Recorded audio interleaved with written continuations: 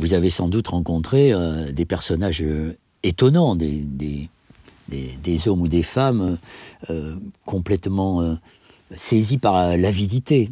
Vous avez comme ça un portrait brossé de ce type de personnage que l'on voit toujours. Oui, c'était c'est un portrait qui m'a beaucoup marqué parce que c'était une des personnes auxquelles je me suis attaché. Je déjeunais régulièrement avec lui et c'était un capitaine d'industrie qui vouait sa vie au travail. Mais alors, c'était pas un spéculateur. C'était un vrai...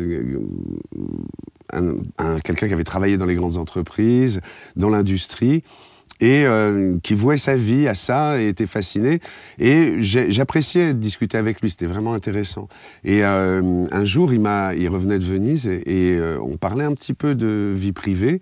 Et il me dit il était un peu commotionné parce que sa fille, dans les rues de Venise, qui venait de réussir Centrale, Paris, il en était très fier, l'avait pris à part et lui avait dit voilà, papa, il faut que je te dise, t'as été un bon père, t'as toujours été là pour moi, je sais que tu m'as aimé, mais je veux te dire que je t'ai pas vu, quoi.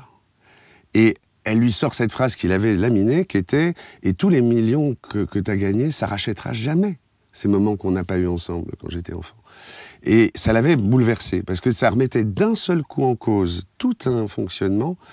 Et ça m'avait marqué.